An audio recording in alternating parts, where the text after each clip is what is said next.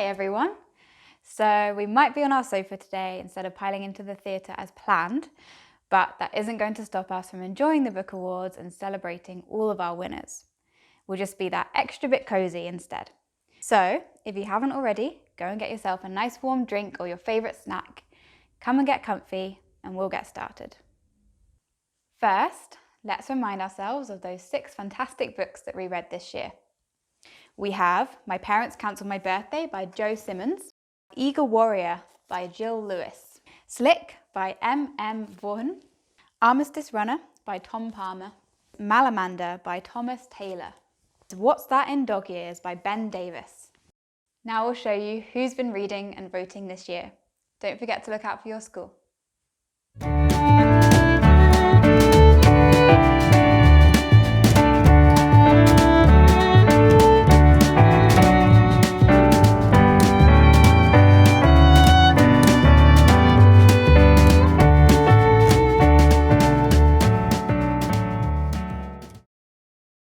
Next up, I'm going to pass you over to Sara-Jane, who would like to share some poems she's written for you about each of our amazing books.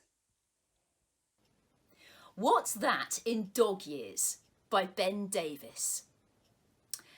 There are 5 reasons you'll love this book, we're told on a page at the start. I say there are loads when you take a look. This is written from a dog person's heart. Gizmo the Wonder Dog is 14 years old, 78 in his doggo years.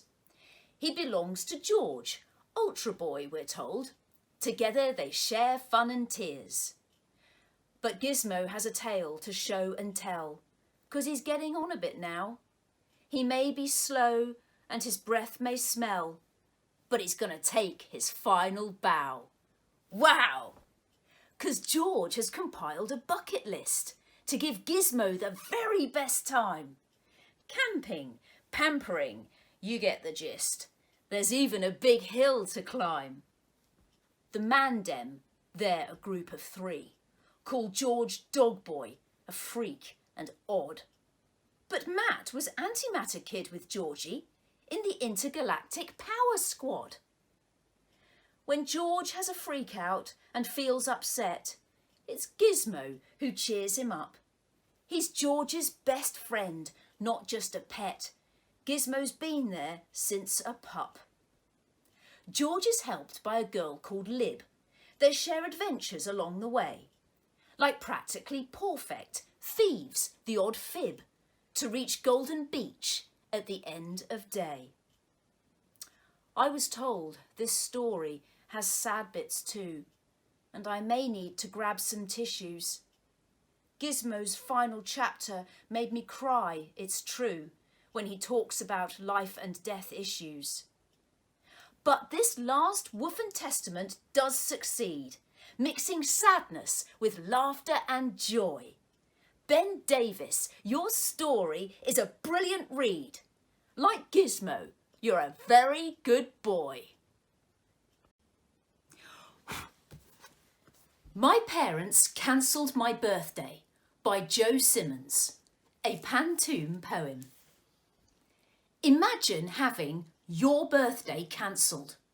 No party, no presents, no candles, no cake. No one to sing happy birthday to you. No wonder Tom will celebrate his own way. No party, no presents, no candles, no cake. Just a normal day like any other. No wonder Tom will celebrate his own way. What could possibly go wrong? Just a normal day like any other, with a pig zebra and violent chickens? What could possibly goes wrong goes mega wrong on his lucky birthday. With a pig zebra and violent chickens, Tom's plan to play gladiators games goes mega wrong on his lucky birthday. On his command, Vesuvius will erupt. Tom's plan? To play gladiators, games, a volcano cake, bacon sarnies on his command. Vesuvius will erupt. The perfect uncancelled birthday. A volcano cake, bacon sarnies, Johnny, Keith, Meg, Harry the Hulk. The perfect uncancelled birthday. Oh yeah, a major deal, one to remember. Johnny, Keith, Meg, Harry the Hulk. Awesome mates make birthdays great. Oh yeah, a major deal, one to remember. It's about feeling less lonely, smiling more. Awesome. Mates make birthdays great. No flash presents, no fancy parties. It's about feeling less lonely, smiling more. Make your own fun. Do your own thing. No flash presents, no fancy parties, no one to sing happy birthday to you. Make your own fun. Do your own thing. Imagine having your birthday cancelled. Eagle Warrior by Jill Lewis. Wild, wild, wild, wild. The word lifts his wings and the bird soars high into the sky of his name. Feathers catch colours of the sun, brown, gold, dark chocolate. He eyes the tops of mountains. The wind shapes his home. But the gun is fixed on his flight. Angus has blood on his hands, keeping the grouse moor sound for rich people to play war games. Birds no bigger than chickens make easy targets, safe prey. Hen harriers, falcons, owls, red kites, the wind misses the dip of their wings, their rise and swoop, dart and drift. They have gone the way of the gun. Granny and Bobby know the truth, but fight powerless, without proof. Wild, wild, wild, wild, eagle warriors, spread your arms, fly free, dark shapes against the sun.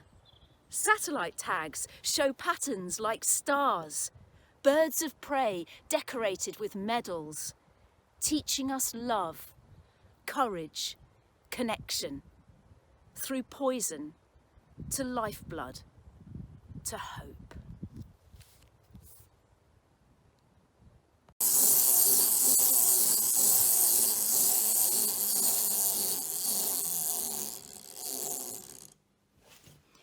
Slick by M.M. Vaughan. Imagine your friend is a robot and made of cables and plugs. Would you still like them as before? Would you still give them hugs? Eric Young is a child android, the first in the world of his kind. He wears the latest slick trainers. He's a bit of a mastermind. Uncle Martin sends him presents, all with the same brand names. Baltic Monsoon, Aldine clothes, the coolest computer games. But Danny's the champ at Land X, and Slick loves playing it too. Their friendship grows ever stronger, but they don't have a clue that Slick is a robotic advert, programmed to think and speak. With a soul chip fitted in his mouth, he's a kit of a kid that's unique. Created by a team of technicians in a Jeopardy advertising lab, Vito, Ethan and Danny must never, ever blab. But Harlock has Slick in his power and can delete him quick as a flash. Will they be able to save him before his memories crash? So, here's a piece of advice for you.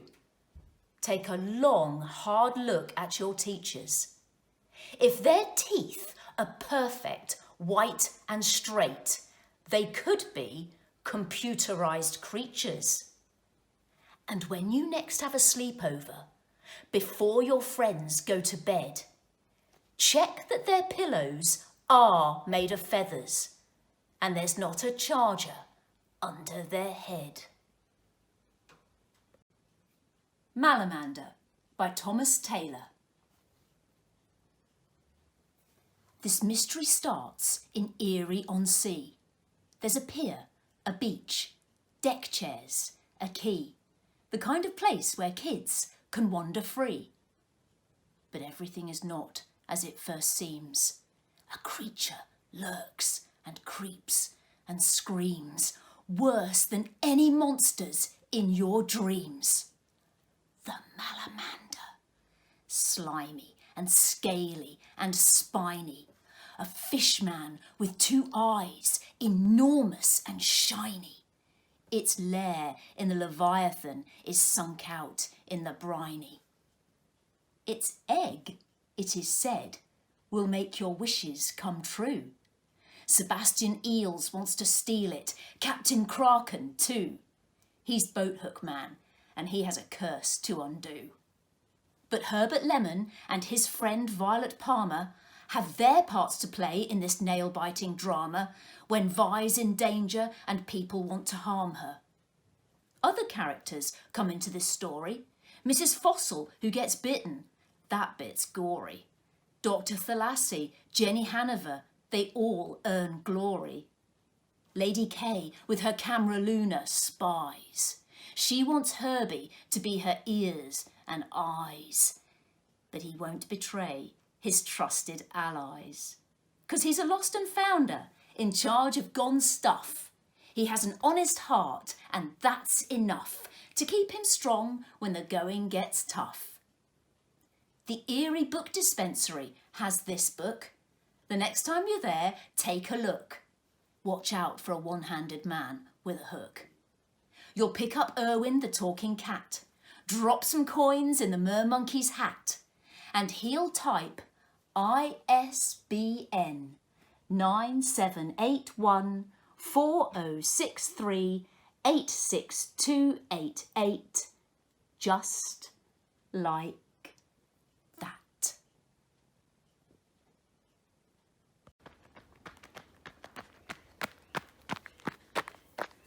Armistice Runner by Tom Palmer, an acrostic poem using words found in the story. Armies advance, attack the hill. Alzheimer's leads Gran astray. Run, run through ruins, run through time, a race to remember. Message of sympathy, a mother's son. What does one man matter? In the line of fire, imagine running for your life. Win, Lily, win! Shells and snipers, shockwaves, faster, faster! She's sick after. Train for the terrain, stretched to the limit. Too many letters. Inspiration, rub in, dub in. A million men facing a million men. Captain Whitaker, craters, carnage. Show me Cumbria. Come on, Lily! Enemies for an hour. Ernest held the record. Medals. Never again. Read the diary.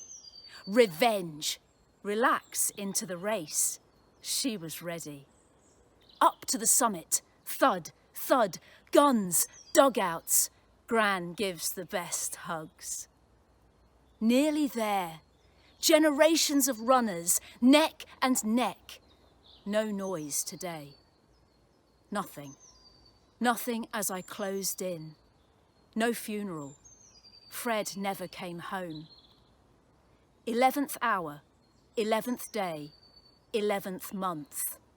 The next entry. Ready to tell more. Wordsworth. A birth. Ernest. My friend for life.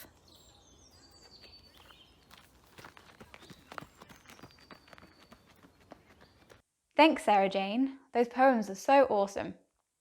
I think now it's time to hear from our authors, don't you? Hello everyone, I'm Ben Davis and I'm here to talk to you about my shortlisted book, What's That in Dog Years? Now I have with me my own dog, Tommy. He's a bit lazy though. Tommy, come and say hello to all the nice people. Look, there he is. There we go. Now you see, Tommy was in some ways the inspiration for Gizmo from What Saint Dog is. As you can see, he doesn't really look like Gizmo. He's a bit bigger than Gizmo, but he's old. And another inspiration, an important thing, is that his best friend, if you'll allow me to just take him off him for a second, is Mr. Monkey. Now you can see he's seen better days. He's wearing a fancy bow tie though because it's an awards ceremony. And it's a bit disgusting. I don't really like touching him. But that was another important inspiration point. So, I have some questions to answer. So here we go. 1, what did I have for breakfast this morning? Quite boring. Had a bowl of cereal. Number 2, do I keep a diary like George does? No, I don't, which is a shame. I tried when I was probably about George's age, but I got bored after about 3 days. It was just stuff like, I went to school today, played football after school, and the next day was the same thing. So I got a bit bored of it. But I do like writing diary-like stories. My first books that I had published were sort of a diary-style book, the private blog of Joe Cowley. So I do like writing in that style, but I've never kept a personal one myself. And number 3, was I worried that the story was going to be too sad for some people to read? Yes, I was. And for good reason, because some people just refuse to read it. Because just looking at the cover, like, nope, too sad. My wife's like that. She won't read it because it's too sad. And even me, when I was, because when you have a book published, you get, you have to work on it quite a bit, and you get sent the final draft before it gets sent to be printed. And I remember sitting there in a school hall before I did a school visit, reading through it, and I was getting a bit teary and emotional. And I wrote it myself. And I was like, this is quite sad. And I was just thinking, I could change this. I have the power to change this. I wrote it. So what I'm going to do now is I'm going to read to you a little bit from What's That in Dog Years. I'm going to read to you one of the little bits. As you'll know, if you have read it, you'll know that there are certain bits written as if Gizmo himself has written them. So I'm going to read to you one of those. And this one is called My Beauty Regime. It takes a lot of effort to look this good.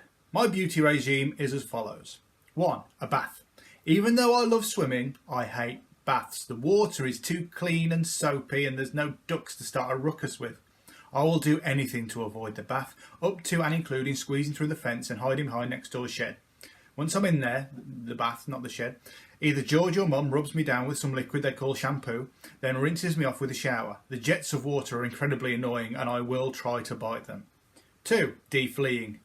Fleas are tiny creatures that treat my body like a theme park. I'll try and scratch at them, but I can never get all of them. This is where the humans come in. They use this other shampoo on me which smells like burnt meat and makes my skin tingle.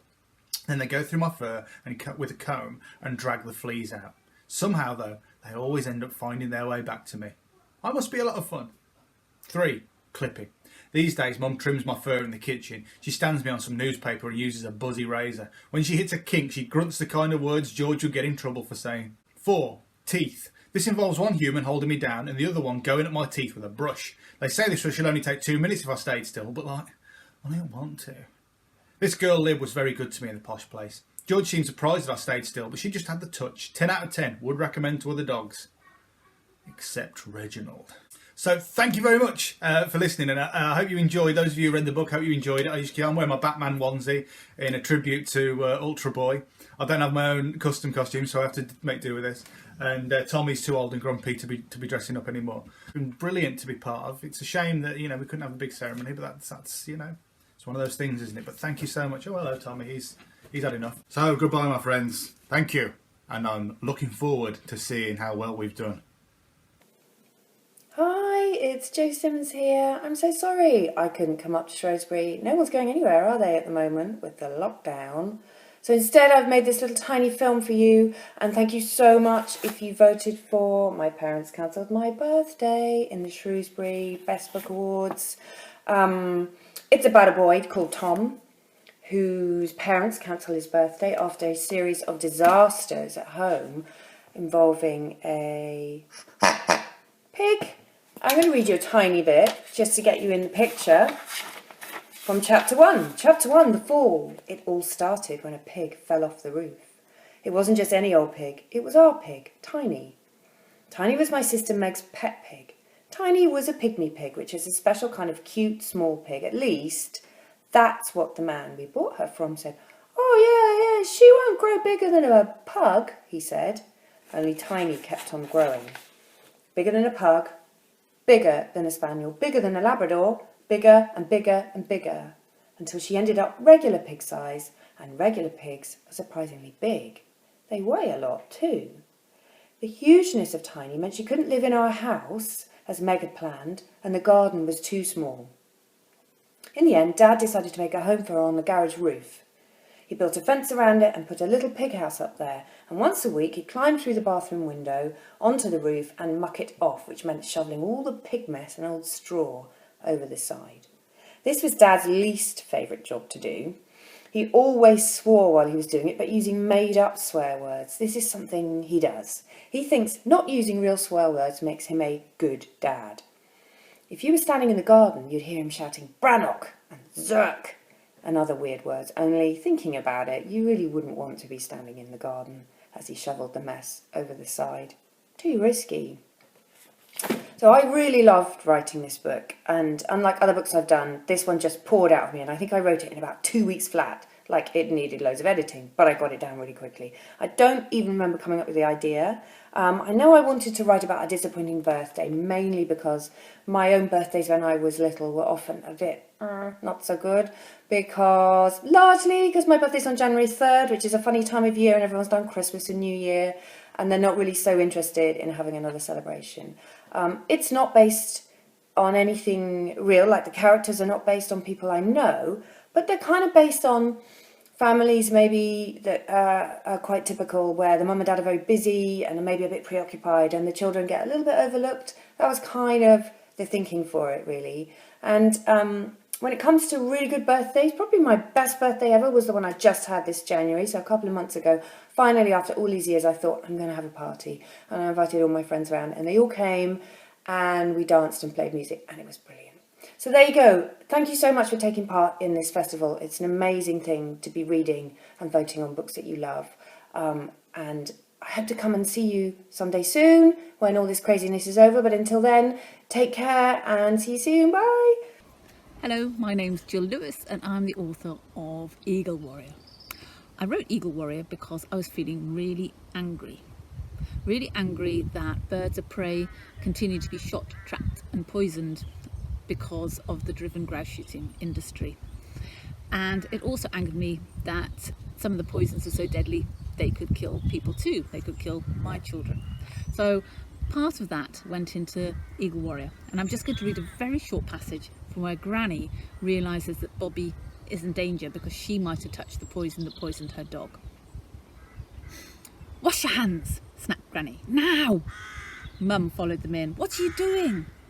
Granny turned on the tap and pulled Bobby's hands under the running water. "Are you sure you didn't touch him?" "Yes, Granny." Dad came through the door. "What's all the noise? What's happened?" "It's haggis," said Granny, spitting words like she was spitting teeth. "He's been poisoned."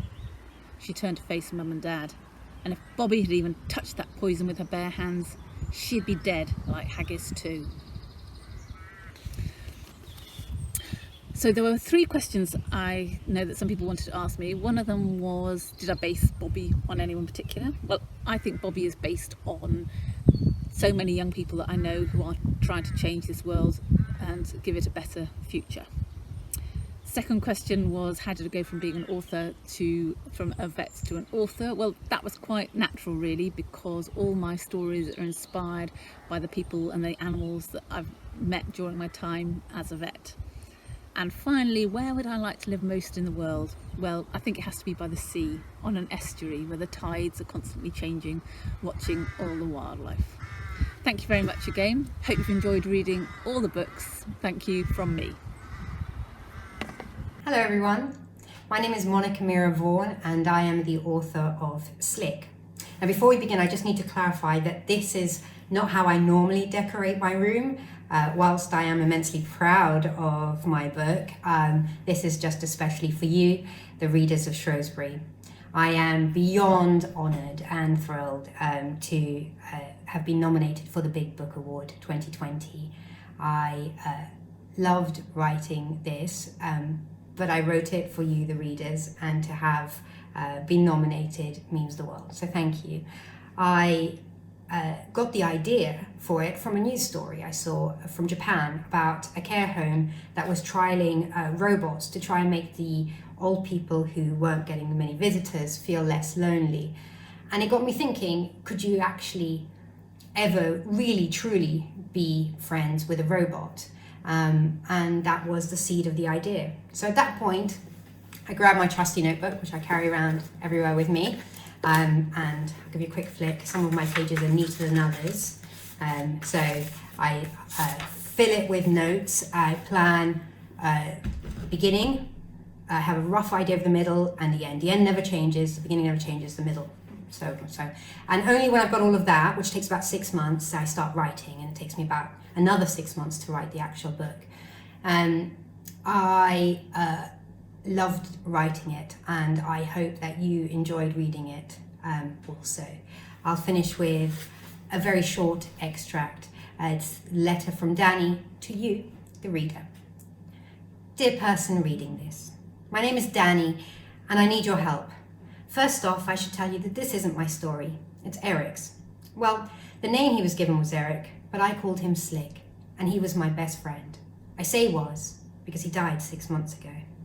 Before you start reading Slick's story, I want to tell you about him. I need you to like him, and you probably weren't after reading the first few pages, unless all you care about is the kind of shoes you wear and how many friends you have on Kudos. See, when I met Slick, he was obsessed with brands and being popular. Me, I didn't care about the brand of anything I wore or owned. Not that I ever had much choice about that. But none of those things matter when you're friends. And that's what we became, friends. Best friends. I'll leave it there, but I'd like to finish off by saying another enormous thank you to you all. I hope you are all keeping well and safe, and I look forward to meeting you all in person in the very near future. All the best. Hello, my name is Thomas Saylor, and I am the author of Malamander, a mysterious adventure story set in the fictional seaside town of Erie-on-Sea.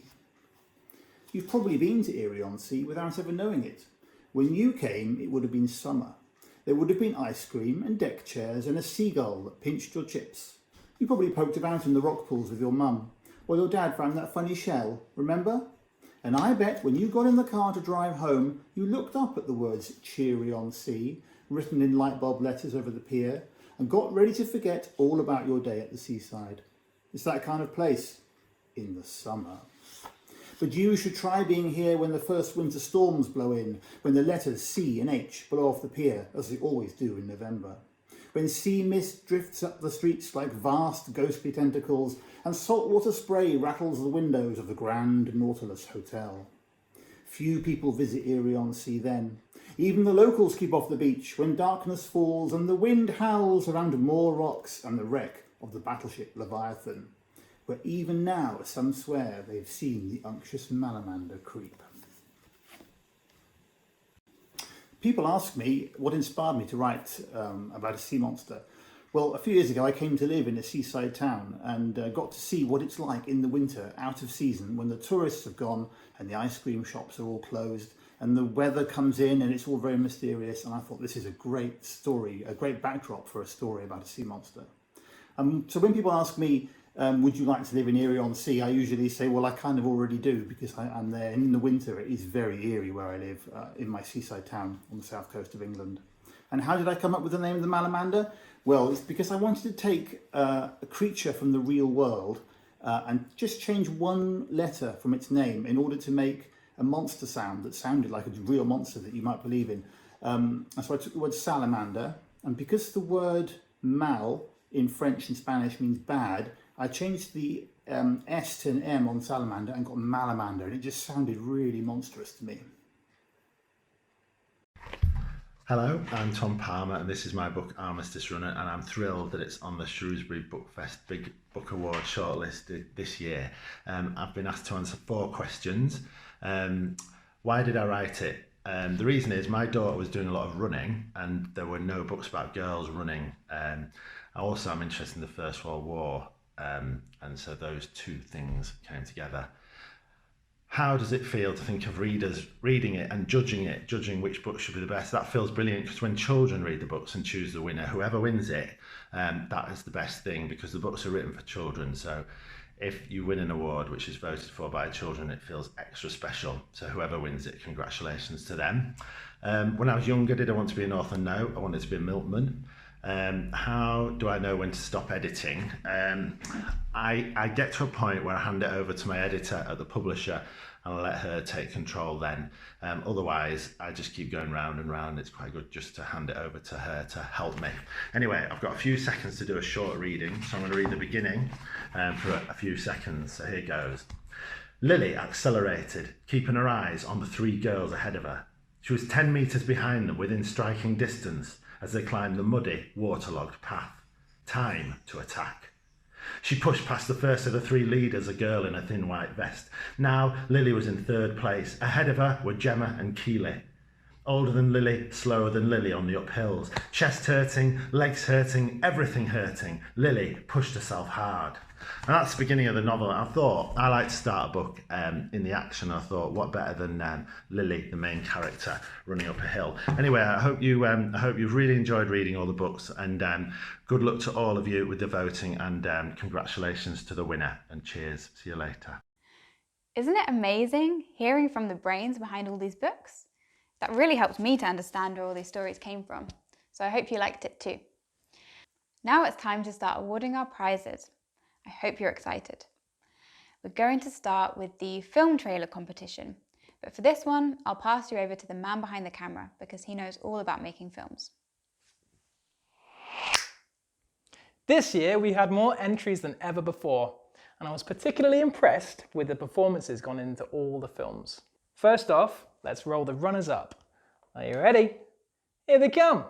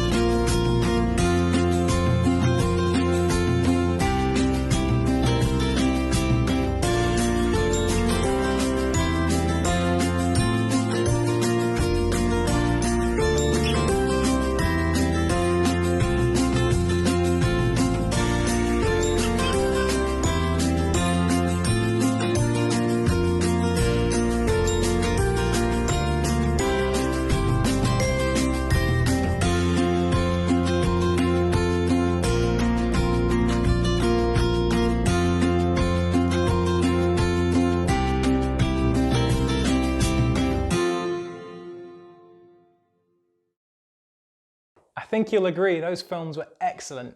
I had great fun watching them, and I'll probably watch them again 10, 15 times. Now, I think you'll agree that all of those films were spectacular. However, there can be only one official winner. This year, we award the prize to a film that had great cinematography. The suspense that was built all the way through was incredible. They put a lot of work into props, set design, and costume, and the performance was great. This year's winner is...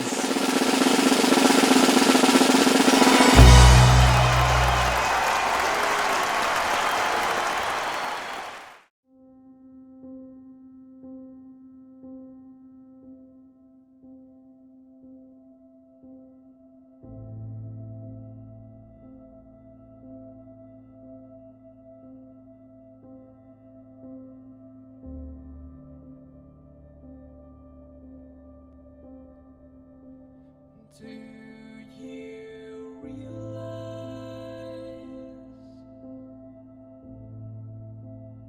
that you have the most beautiful face?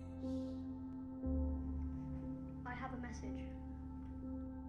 Do you realize We are planning an invasion in Northern Europe. we're floating in space? But we're falling right into a trap. Do you realize The enemy is planning a surprise attack in Belgium. that We're going to be ambushed. happiness makes you cry? Ernest, you are my new trench runner. Do you realize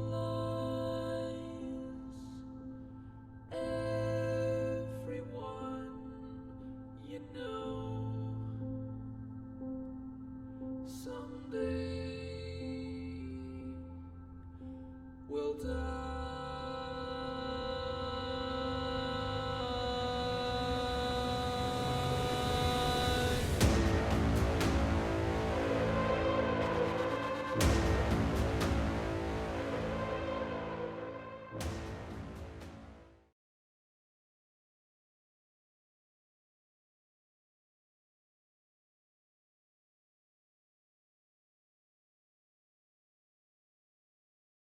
Congratulations, a very well-deserved win. Your prize will be delivered to you on the back of a tiny elephant in a hot air balloon. Just wait for that tap on your window and let him in. Tell him I said hey. Next up, it's the art competition. This year there were over 600 entries. That's enough to fill an art gallery. Let's have a look at the winners.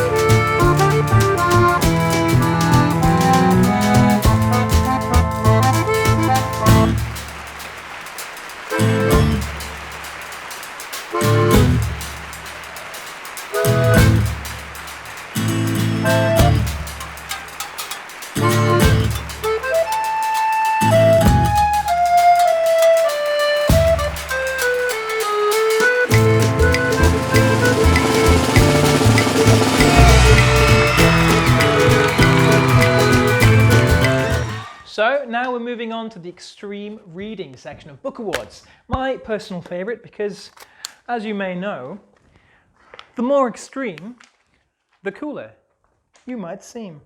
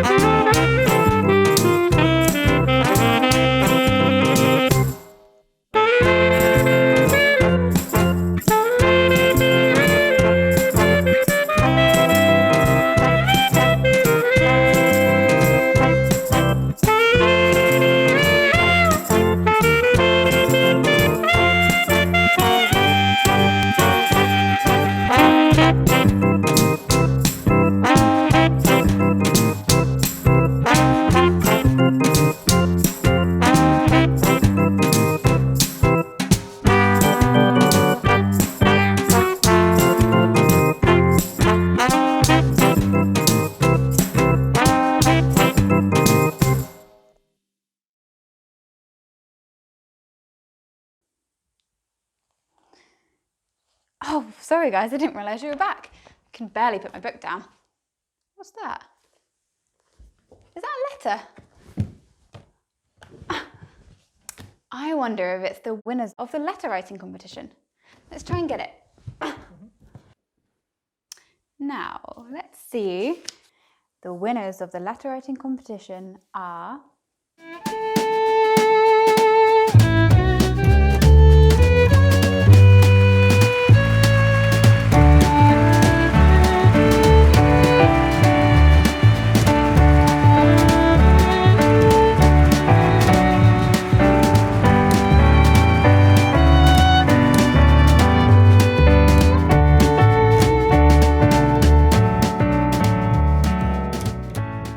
Hello, so I'm here with one of the winning entries from the letter writing competition, and this is the one that's written to George from What's That in Dog Years, and it's written by a pupil from Radbrook Primary School by the name of Rhyd. Now I hope I've said that right.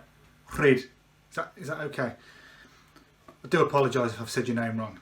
It's such a wonderful letter. I'm going to read it out now so everyone can hear it, because I loved reading it. Dear George, my name is Rhyd and I go to Radbrook Primary School. As I'm 10 years old, I'm in year 5. I hear that you have recently been through a really tough time, as you've been told that your beloved dog Gizmo will sadly not be with you for much longer. I'm writing to you because I've been through exactly the same thing, and I know just how you feel. You can get through this, I promise. Because I did. It's hard, but not impossible. Last year, my dog Mickey, who was my best friend, passed away. He was 76 years old in dog years, a similar age to Gizmo. He'd been having some problems with his tummy, so we took him to the vets. Sadly, he was diagnosed with cancer and the vet said he could not make him better. Just like Gizmo, the vet advised us to let Mickey be put to sleep as he would soon be in a lot of pain. He said he could take him home for a short amount of time to spend a few more days together. On the journey back, I glued my hand onto Mickey's soft fur. I felt as if all the happiness had suddenly drained away. I felt as if I was going to be sick. Most of all, I felt terribly sad. When I got home, my mum made me my favourite meal. However, I did not touch it. After dinner, me, my mum and dad sat down at the table. They gave me some key advice, which I'll now pass on to you to make sure your last days with Gizmo are the best. Take Gizmo on short walks so that he doesn't get too tired. A bit of fresh air will do him good, but he will need plenty of naps. Take Gizmo to his favourite places and make sure you take lots of photos and videos while you're there. This will help you look back on special times together. To make his last days cheerful, give him some favourite treats, as long as it doesn't make him ill. Most importantly, give Gizmo lots of cuddles and kisses. I really hope this helps you, George. Just remember, Gizmo will be in will be in your heart forever. Once Gizmo is not with you, we can always meet up and share memories. I'll be thinking of you the next few days. Best wishes from Frid. That is incredible. And it's a bit of revenge, I think, because I've made a lot of people cry with my dog story, and you've done the same to me, Frid. So you've got me back. That was the third time I've had to read that through. I couldn't manage it the others. Well done. And, you know, I hope that you and your family are all doing well. And I'm sure Mickey was the best of the best boys. Just as Gizmo was. So thanks again. What a wonderful letter.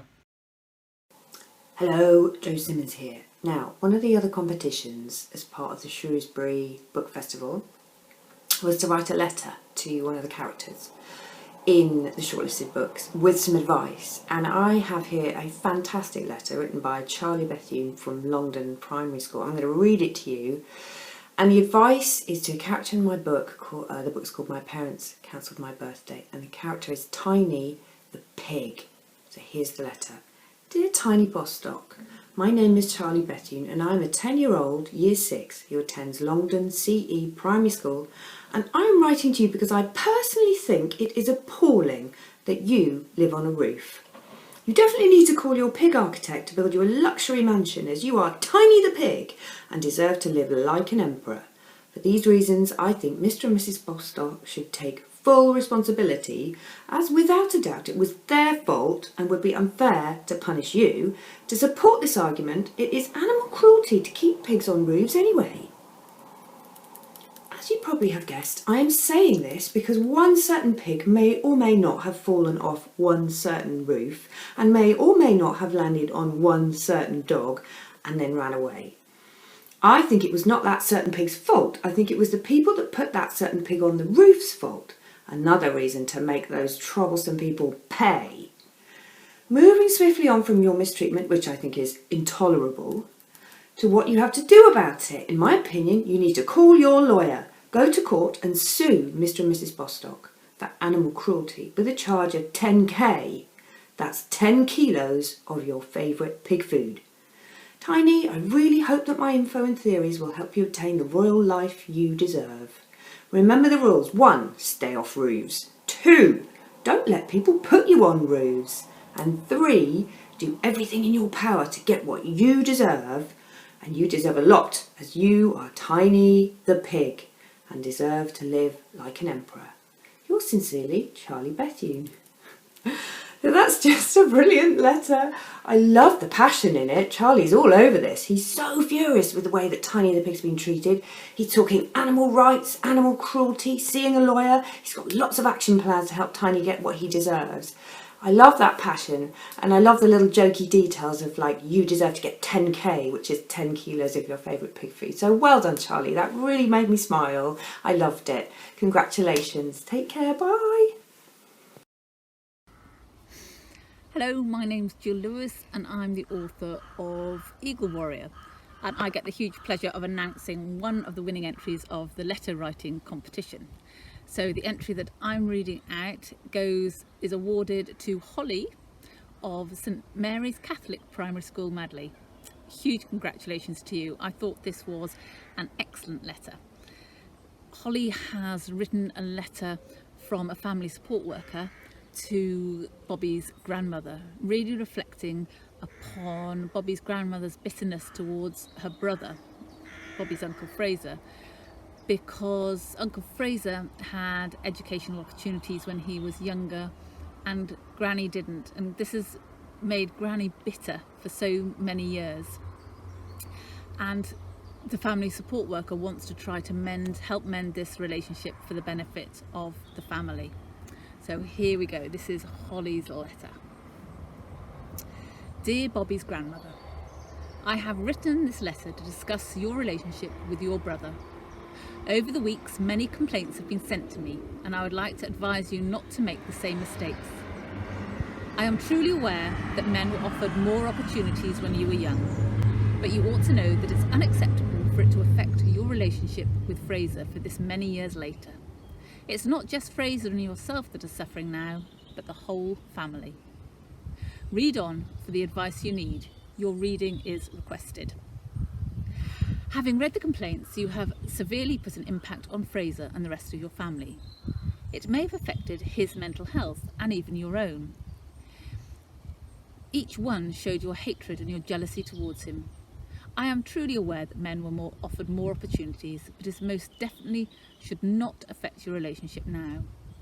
Many of the complaints have also stated that you mime him to remind his annoyance to yourself. Neither of you are being a good role model for Bobby, who is still young and impressionable. You know how close you are and the way you are influences her. Do you really want her to grow up with the same hatred in her heart as you have? If you have understood the consequences of the atmosphere you are creating, please read this advice with caution. To build a better relationship with your brother, offer him gifts, and it will make him honoured and delighted to stay. Compliment him. It will make him feel warm and loved and praised. Ensure you make Fraser feel welcome and delighted to stay. There must be many things you have in common. Try to find some of these and build them into your conversations.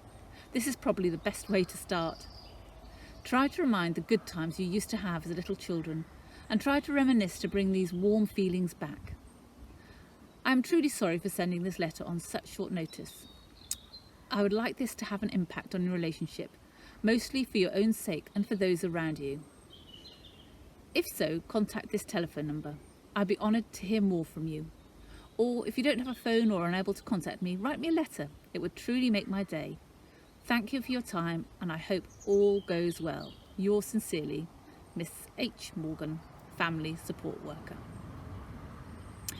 So I thought this was an excellent letter because I think it looks at so many different people's relationships, and it shows that you can't change the past, but you can change the future.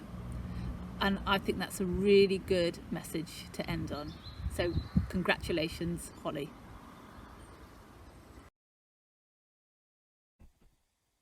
Hi everyone. I love a good letter, and so I couldn't have been more thrilled to find out that one of the top 6 winning entries for the letter writing competition was based on Slick. This amazing letter, I've got some serious competition on the writing front by the looks of it, is by Maya, and she's a student at Martin Wilson School, and I'd like to share it with you. I hope you enjoy it as much as I did. Dear Danny, I'm writing to you because I've heard the heartbreaking news that Slick is no longer your friend. I've experienced something like this as well, so I do know how it feels. You must be dreadfully lonely without him. Luckily, I have some advice that I hope will be of some use. So here's my guidance. Firstly, please don't be mad at Slick, as it will only make you feel worse. He probably just wants to fit in with all the other kids. He weren't mean to make you feel the way you do. Try speaking to him about your emotions and that you really want to hang out with him again. Ask him to stay away from Tyler, Luke and Harry, because you know they're bullies. We both think he'll get hurt. You need to stop being angry at minor things, Danny. Calm down when you're annoyed at problems that aren't too serious. Sometimes, when you're too angry to cope, sit out for a while. When I'm mad, I breathe in time so it cools me down. Try it. I'm sure it'll work. Hang out with a variety of people. You don't always have to play with one person, Slick, because when they're not with you some days, you'll be lonely. Be kind to the other kids so they want to be your friends. You'll probably find out that you have a lot in common with someone you didn't even know was in school. I bet you could tell them about your passion for technology. They'll love that. So that's what I have to say. I hope all goes well for you, Danny. One last thing. Remember, I'm always here for you, no matter what.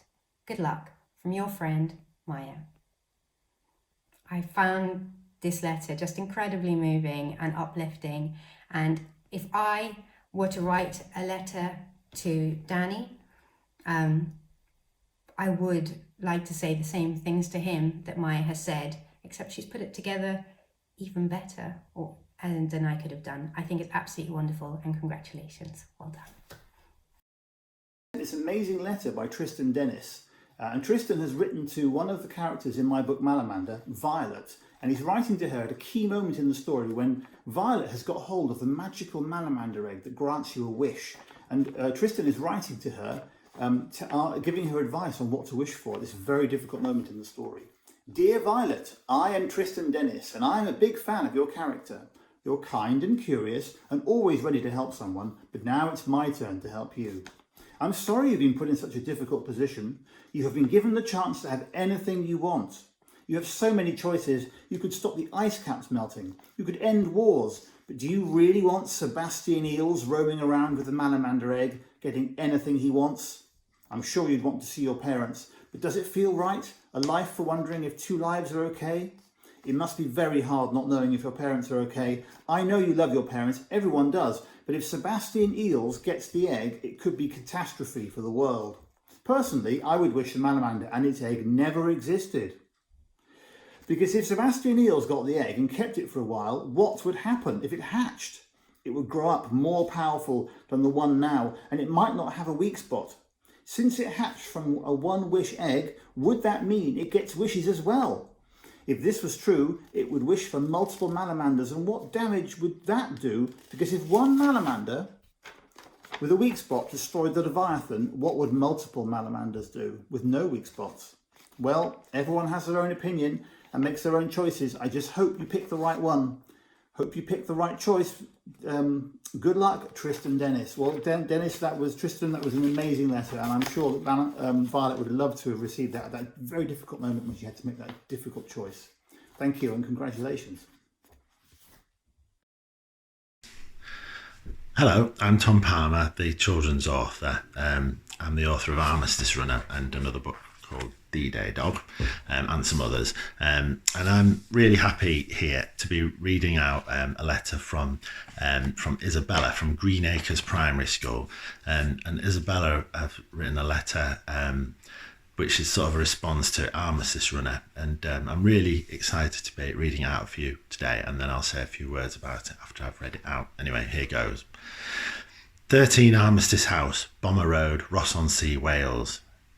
Dear Lily, my name is Sky Whitaker. I'm 11 in July. I'm also the great-great-granddaughter of Captain Whitaker. I'm sure your family has told you about him. I hear your gran has Alzheimer's. So does my mum. I am writing to tell you about Alzheimer's because it's a scary thing to fight, especially alone. Your gran may forget recent things. It all starts with 20 minutes ago, and it gets worse and she forgets what happened yesterday, trying to make sense of tiny scraps of memory. Care for her and cherish all the time you have with her. My mum has had Alzheimer's for nearly 3 years. I hope your gran hasn't had it for as long. I suggest you care for her, Lily, and help your family too. My dad explains Alzheimer's to me like this. Her brain is like a tangle of fairy lights. Each bulb represents a memory, and Alzheimer's will turn them off, one by one. It will start with the most recent bulbs, eventually getting to the last lights that represent her earliest memories of how to talk, walk, and even breathe. Yes, breathe. I know it's scary to think about Lily, but we have to know. Hopefully your gran remembers you. My mum hardly remembers me. You see, her brain is like a bookcase. It's a bit flimsy though. She stores all of her memories on it. A wind, Alzheimer's, comes and knocks off some of the memories. It comes back and knocks off more. Soon there's no more left to knock off. If you find this all too much, run up a fell and stare at the sky. I like to cloud spot on my trips. I find it quite relaxing. I hope to hear from you soon. Yours sincerely, Sky Whitaker, the Cloud Girl. Wow, I've not read that before. I was reading that for the first time because I wanted to respond to it. Naturally, that is a really beautiful piece of writing and a really clear way of describing what Alzheimer's does to the human brain. And I really like the way that Sky, the girl who wrote the letter, suggests that Lily goes and run up a fell to help clear her head. So that's wonderful. Well done. Well done to Isabella from Green Acres Primary for writing that. I think it's astonishing, and you should be really proud of yourself. Thank you very much for responding to my book like that. It means a lot. Before we reveal the winning book of Book Awards 2020, let's take a look at some of the lovely comments that we've had on our website. It's been so amazing to see all your opinions and your thoughts on these books for everyone else to see. So keep sharing those.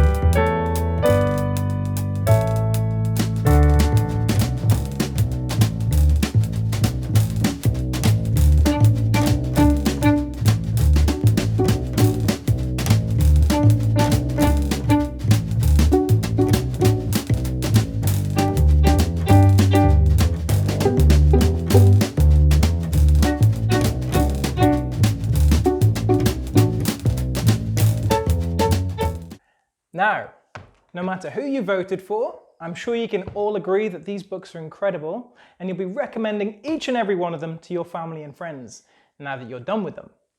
Now's the moment we've all been waiting for. We're about to announce our winner.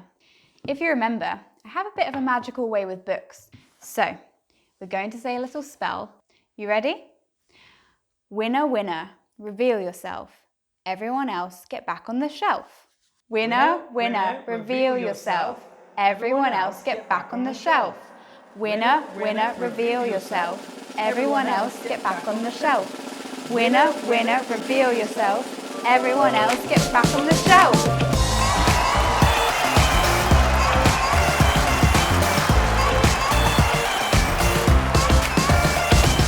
We did it, Tommy! We did it! Can you believe it? Can you? I can't. Oh, hold on a sec, let me get up off the floor. So, thank you so much for this. I'm so chuffed. This is the first award I've ever won, I think. You know, unless you count, you know, Best Sportsman Trophy when I was attempting to play football when I was a kid. This is the first proper award. Thank you so much. What makes this so special to me is that it's voted for by, you know, young people, young readers, and that's who these books are for. They're not for industry people or panels or anything. They're for you. So to be voted the winner is so brilliant, and I'll treasure this. So thank you so much for everyone, all the schools, the organisers, absolutely everyone behind this. It's been so much fun, and it's so sad that, you know, we couldn't have, you know, the big event there, but you know, there's more important things than that. But this is still so wonderful, so thank you so much. I should thank some other people as well while I'm here. I should thank my publisher, Oxford University Press, my editor Kathy Webb, and Gillian Sora, who helped her out, my agent Penny Holroyd, my family, everyone.